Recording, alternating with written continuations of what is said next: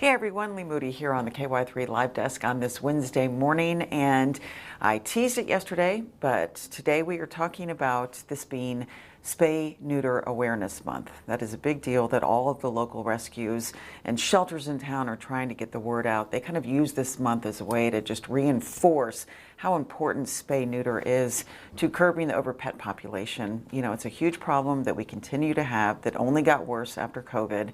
All the rescues are just full right now. They have been for years now. And so they just really are trying to push spay neuter education to help the community and over pet population. The initiative that we're talking about today with Marcy Bowling from Watching Over Whiskers is called Fix by 5. And Fix by 5 means please try and fix your animals by 5 months old. So if you're getting a puppy or a kitten, or if you are trying to take care of a feral cat colony, that kind of thing, fix by 5 months. That is the initiative they're really trying to push.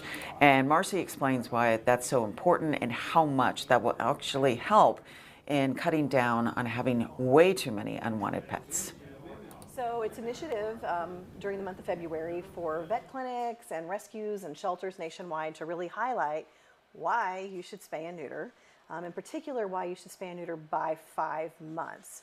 A few years ago, an initiative came out called Fix by 5. Nice and catchy for us all to sort of remember in our head. And, you know, outside of large breed dogs or a cat or a dog that has a medical condition or is not big enough, age appropriate, every other animal, every other cat and dog can be altered by 5 months of age and should be. And you have a list right here. I did. I mean, there's so many reasons why. Let's start going down the list of why that's so important. I mean, number one, obviously, being let's cut down on the overpopulation. Right. I mean, the community impact is it reduces the overpopulation and it reduces overcrowding on rescues like us and shelters that are always busting at the seams as it is anyway. And euthanasia, humane euthanasia, because most open intake shelters nationwide still have humane euthanasia as a means of population control. Once an animal reaches its 5 day, 7 day, some places have 2 weeks or 30 days, but once it's reached that, if there's been no owner come forward at the animal controls or the open intake shelters, and if there's been no adoption, or claiming by a rescue that has room to take them, they humanely euthanize. And so we say all the time there's no reason to have kittens born just to die, and these are not just adult cats and dogs that are being humanely euthanized that are left there. I mean, it's kittens, because if there's no room, and at places like pounds, like that kind of thing, they're not going to be doing a lot of vet care for the little puppies and kittens, right? They don't do a whole bunch of stuff for them. And they're super susceptible to so much illness and disease at that age. So instead of keeping them around to watch them to suffer further, they will humanely euthanize them. So let's keep going down. Talk about the health protection. You bet. So the health protection, for your cats in particular is huge. Every year it increases their opportunity to contract reproductive cancer. So in males, testicular cancer and tumors, and in females, of course, ovarian and mammary cancer. We have seen in the past a variety of different cats that have ended up with mammary cancer and testicular cancer come through here. And it's just devastating to get an animal that has those kinds of tumors and growths, and it's so sad. It is just such a sad situation that somebody has let them continue to breed and breed and breed, and then they're in that condition, in that shape. It's also expensive to try to treat and care for. We've done so to the best of our ability for as long as we could to give them a good quality of life, but it's not traditionally a good outcome, when it comes to cancer for a male or female cat that is reproductive in nature. I mean, that's usually not something very treatable like other forms of lymphoma or something might be if caught really early, if that makes sense. It eliminates pyometra and other life-threatening uterine infections. I don't think people realize, I tell everybody all the time, these cats aren't going on dates, they're not courting. I know this is Valentine's month and everyone thinks of love, but if you've ever witnessed cats breeding, there's nothing loving about it. It is very painful. Male cats have barbs on their, we're going to call it a unit since this is public TV, they have barbs, and that is super painful, which is why the cats scream when they're mating. It is not a romantic involvement. They've not dated and made a decision to make babies together and get married, and go off into the sunset. And so outside cats, especially if they're outside, they have access to a lot of fungal things and bacteria. So they can often make female cats very sick during mating. They get a lot of bacteria in there. I mean, think about it. They don't shower like we do. It's not the same process. And so it sounds crazy, but that can make female cats so sick, which turns into pyometra and various other uterine conditions that are really gross and unpleasant. So again, if the females aren't in heat and the males aren't answering the call for heat, they're not mating. They're not doing that. And so that reduces her chances of having those problems by a lot, which is wonderful for her and for him. And most importantly, it decreases the chance of spreading FIV and FELV. So FIV is mainly spread through birth and deep bite wounds. And for people who don't know, explain what FIV is. And so, FIV, people liken it to HIV in people, and it is, but it isn't. It's a very compromised immune system. So a cat that has FIV should live inside only. So you don't want a cat with FIV outside, because they're going to be, the changes in the weather and things like that and stress will cause them to have a cold, a kitty cold, an upper respiratory infection, which left untreated, they can get very sick and die. Because cats, when they can't smell, so think of you and I when we get a cold, if we're not very hungry, we don't feel very good, we're snuffleupagus, we don't eat a lot. Well, when a cat can't smell, a cat doesn't eat, because a cat doesn't trust what's in the bowl. Cats are so smart. So cats outside that have something like FIV that are chronically getting upper respiratory, their life expectancy is going to go down drastically. If you have an FIV cat that lives inside, is well taken care of, annual wellness visits, good nutrition, they can live to be an almost typical age of 15 to 20. Yeah, I had one. So it's not a, I made it to 12 years old. it's not as life-threatening as people make it out to be, and they can live positive and negative FIV together. Feline leukemia is, we think of leukemia as something that if you had it, you couldn't give it to me. This is why I hate they named it that all these years ago, because, it doesn't translate to the human knowledge in the same way. But feline leukemia does transfer cat to cat. So it doesn't transfer to humans, it doesn't transfer to dogs, but cat to cat it will transfer. And one of the ways it transfers is through breeding and through birth. So, and it is unfortunately a very shortened lifespan. The average cat lives 7 years from the time of being diagnosed to passing. And that again is cats that are more inside, that have owners who take care of them more, and they get a little bit more care. And then they get sick one day and you've never had them tested. You take them in and find out that you have a cat with feline leukemia. There's a lot more cats with feline leukemia, or feluke as we all sort of call it, out because it's through all the breeding. It's all this unnecessary breeding. That is suffering. That is not good. And so when we run across cats that come in from colonies where there's a lot of overbreeding, you'll often get feline leukemia in lots of lineages from, and they're very sick. They don't do well. And it's just devastating because, again, places like us are forced to do humane euthanasia because if they're that far along, there's really nothing you can do to make them better or to help them. Early stages you can treat, and again, you can, and we've placed some of those, right? They're early stages, they're not sick, they just have it, or they carry it. But again, they cannot be with other cats when they're actively sick, which means it makes it very hard to put them in a home with any other cats at all. Because once they become sick with the virus and it breaks in their system, it sheds through saliva, urine, feces, even fur to some degree, and snot or anything like that. So it spreads more easily. They can't share litter boxes, food dishes, beds, any of those things is what they tell you. There's a lot of studies going on, more and more related to feline leukemia, and there's a lot of advances. So there's a feline leukemia vaccine, which I'll mention, but I liken it, from what I understand from most vets, to a flu vaccine. So you still may get it, right? And you don't have as bad a case of it. And so like you live to 9 because you don't get sick till you're 9 or 10. But it's not 100% foolproof that they will not get it. So for people who let their cats go inside, outside, every day you risk them getting feline leukemia or FIV from being being in a brawl with another cat. So those are just things that are super important for people to realize. They are not protected by letting them go outside if you have tame cats. There's zero reason to let them go outside. There's just way too much stuff out there that's not good. Yeah. And then we're moving on to the behavior Yep. benefits of Right. spay neuter. So we get a lot of calls from people that talk all the time about, inappropriate behaviors in cats, and they want to get rid of their cat. And so the first question I always ask is it spay or neutered? And no is often the answer. And so there's the caterwauling and the constant meow, meow, and all this crazy stuff that is super annoying. It also brings cats to your yard, your house. Spraying. Females will spray, males will spray. When females are in heat, sometimes they'll spray if they know that there are unaltered males. That's how they help attract them, right? So you don't want them spraying and inappropriately marking in your home.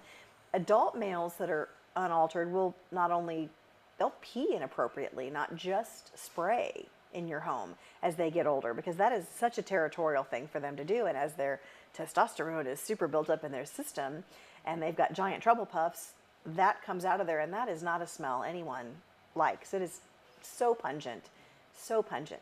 So that alone should make people not want the spraying and the marking and the yelling and the caterwauling and finding yourself like, it's like you said here, kitty, kitty, and you open your door, there's all these cats out there, because they will. But the other thing it does is it increases their interest in roaming, bolting out the door, and roaming further from home. Because traditionally, we talk about how they only go about a football field in every direction. If they can smell, like let's say there's a colony and a bunch of these girls are in heat, your inside male who's 7 months old, who's virile and ready to go, smells that, he will travel much further than that if he can smell and catch scent of them. And then your cat is lost much further from home. It's not a radius that you're looking. No one else may, if he joins a colony and starts mating them, people just assume that it's some feral cat that's at this colony they've been feeding, and they don't even question it half the time. Then you lose your cat entirely. All right, and then we have our community impact. Yes, that's the reducing the unwanted litters. Right. That is the big thing. Is we will never adopt our way out of this overpopulation that we're in. It was bad before COVID. Well, nationwide there have been so much effort to reduce the population, and you feel like you were making a little bit of a dent in the wave. And then after we hit that, as it hit in March, after we hit that, it just seems like the lack of there was so little access to spay and neuter that was routine. Middle of March, April, May, and June in many communities. So all of those litters were born. Inside, outside, wherever they were born. And here we are now. It is just I think people don't realize that gestation is only 60 to 66 days. So it is a very short time that they're carrying their kittens. And if a female has access to outside, or if there are unaltered males in their home, or if they're in a colony, or they go in and out, they can go back into heat when the kittens that they have birthed are as young as 2 weeks old. So they have little bitty newborns that are ounces. And if they're surrounded in a colony by males, or if you have a brother and sister in the house, and you've already got inbreeding, because that's where this came from, she can go right back into heat because the presence of the male is there. They will mate again. Traditionally, a mom will nurse kittens until they're 5 to 7 weeks of age. Just again, it depends on the quantity of the kittens, the nature of the mom, how fast the kittens will learn at 4 to 6 weeks to start graduating to a slurry and then to some food. Some would nurse till they're 50, and some moms would let them nurse till they're 50, and other moms at 2 weeks are like, who put these things here? What are these things? Someone please take them. It's super funny to see the different personalities, just like people in cats. They're like, I don't know who these things are. Did you bring these into me? It cracks me up sometimes. I'm like, no, these are yours. I don't want them. It's so funny. And then others are like, mine, like, please don't take my babies. And they're like, I know they're already 4 months old, but I'm keeping them. They're adopted. No, like, it's just so cute.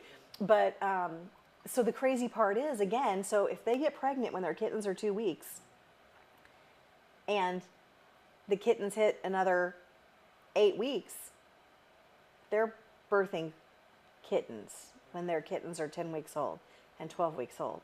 So just when their babies are ready to be fixed and do all the things, they've got another litter. It is, And we see it in colonies over and over and over again.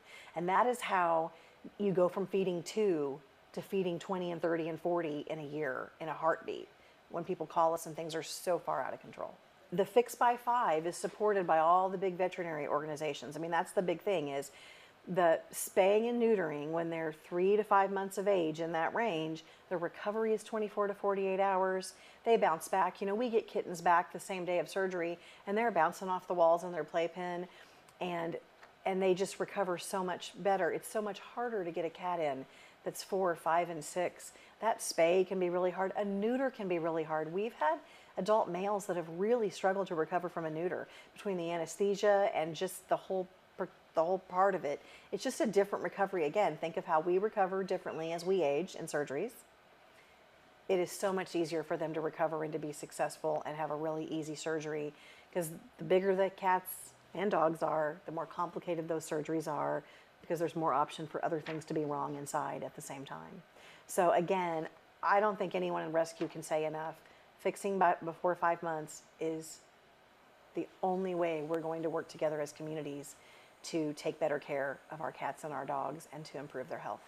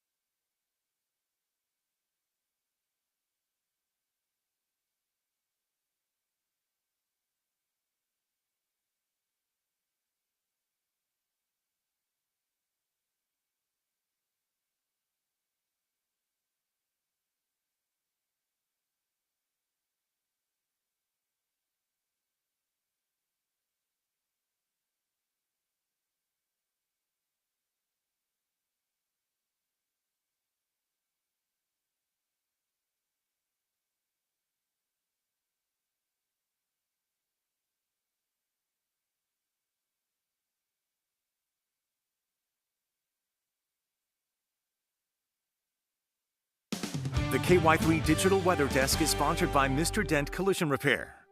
Dear driver, an accident is never just about a damaged vehicle. It's the moment everything changed. Your car took the hit, so you didn't have to. At Mr. Dent, we know it's not just about fixing a vehicle. It's about restoring trust in your car, in your safety, and in the road ahead. We don't just repair cars, we restore peace of mind. Well, good morning, everybody. Meteorologist Brandon Beck in the Digital Center. Hold on a minute. Let me move the camera up so you can see my entire bald head. Good morning. It is 10:01 on Wednesday, and wow, what a nice day we've got going on.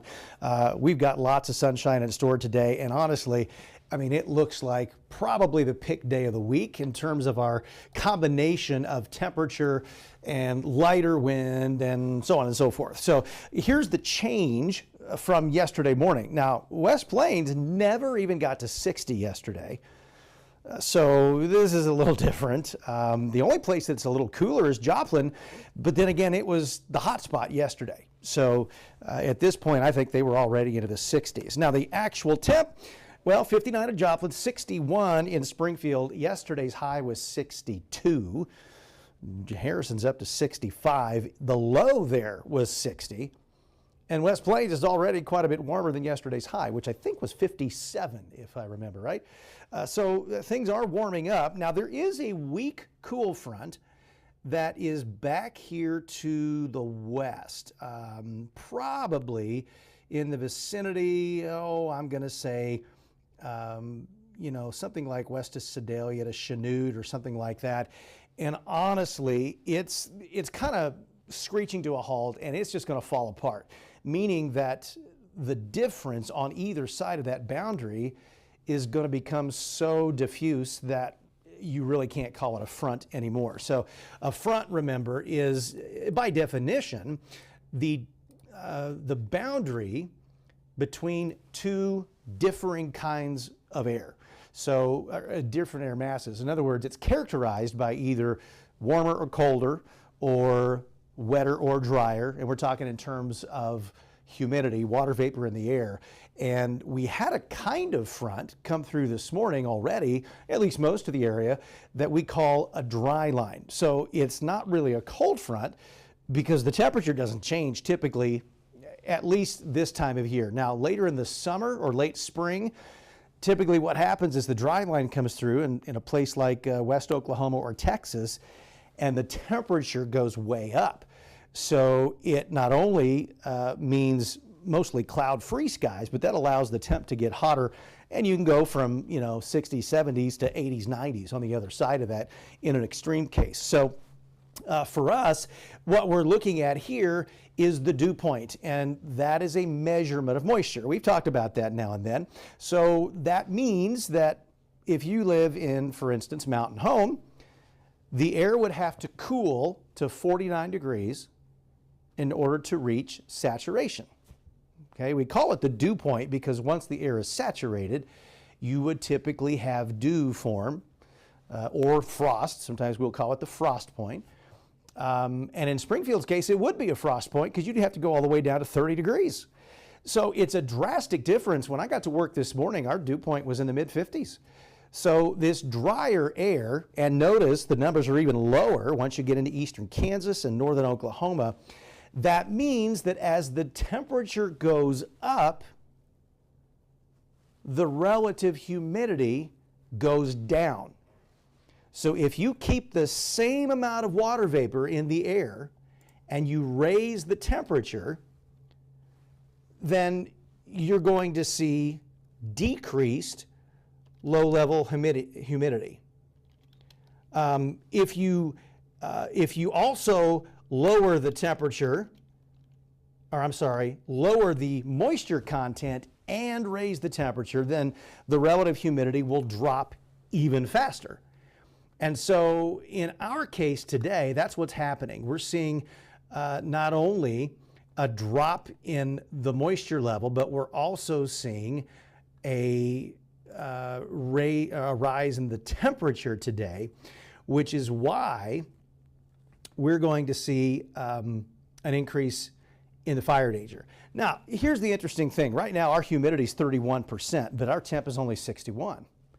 Okay, so let's say we take that, I'm trying to do the multitasking thing that as a man I can't really do that great. Let's say, and I'm going to show you this online.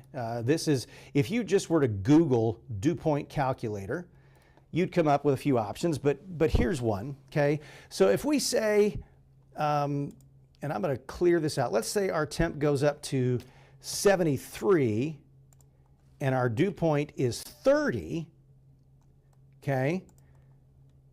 Then that means the relative humidity, oh wow, they give you all sorts of numbers here. Wow. Well, that's not what I want because it's not letting me do it backwards. How about, what in the world? Ah, here we go. All right, so if our temperature goes to, so we're 61 right now, right? And our dew point is 30. And that gives us a humidity of 31%, which matches what this is showing as our current conditions, okay? Now, I know that's small text, but the point I'm making here is if we were to go to our expected high of 73, and let's say the dew point drops down to, let's say, 28, then our humidity is 19%. So why are we squawking about the dew point and the fact that the air is so dry? Well, the reason is that despite the rain that we had last weekend, which was generous, biggest rain in more than 6 months for some of us, and that was Springfield, one of the lighter amounts compared to areas just west that had over 3. Just because we had all that rain does not mean, number one, that the drought's over. We know that's not the case. But we know that the grass, we're talking field grass, prairie grass, whatever you want to call it, the native grasses that would typically grow for cattle to graze on or whatever, those are still dormant. I mean, they're going to start to come to life here pretty quick. But because of that, the rain that we got goes into the ground, but it doesn't get drawn into the plant. So essentially what that means is while the dormant grass may absorb some of that moisture initially, it doesn't green up and retain the moisture. And so you have a day like today when the humidity drops way down there, then what does that do? It allows more room for moisture to come out of the ground or the grass or the trees or whatever, okay? So it's just like in the sense of when you get out of the shower in the wintertime, if your humidity in the house is really low, you get that really cold feeling afterward. The drier the air is in your house, the more readily water will evaporate in that environment. And that takes energy to do. It takes energy to phase change from liquid to vapor. And so essentially when you step out of the shower, that process happens. Well, where does it get the heat energy? Your body. So your skin feels the chill, all right? So as dry air comes in here, that is going to quickly dry things out. And it's going to allow for conditions tomorrow, I think, to get relatively dangerous as fire danger goes, okay? It's not like the whole landscape's going to catch on fire. But the reason we point this out is because we want you to be careful knowing that a small fire could become a really big deal very quickly. Now, here's the good part of our forecast today. It's sunny, at least in most places. We've got more significant cloud cover down in Arkansas, and especially you kind of see that little thin line right there, kind of runs up on the west or northwest side of that cloud shield, and it is thinning out. So even if you live down there in, let's say, Melbourne or Salem and Ash Flat, where it's overcast right now, it's not going to be that way all day. So it really does look like the pick day of the week in terms of the combination of ingredients here, where the wind isn't going to blow too much, the sun's going to be out, and it's just going to be real comfy. So 70s are looking pretty likely across the area, and that may be enough to get at least tie a record high if we hit 74. in Springfield. Now, to the southwest, you may have heard, and I'm going to show you some video here in just a bit. Down here in northwest Oklahoma, and I want to say also south central Kansas, and then there were a few over in the Texas Panhandle. There were some pretty major fires that developed, and some of that smoke may end up moving through here today. It does not appear that there is a real thick shield of it, but nonetheless, you may notice that as we go through the afternoon. So here is the map from this morning at 6, and now that dry line has completely cleared the Ozarks.